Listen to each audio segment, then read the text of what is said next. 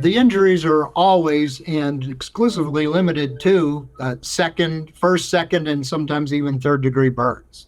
You're not getting hit with objects that physically cause damage from hitting you. You're just getting hit with scalding hot contents from the pot. It sticks to your clothes, it sticks to your skin, and causes a first degree burn, which is just redness but painful, a second degree burn, which is blisters, and a third degree burn, which is actually killing skin, causing the skin to die.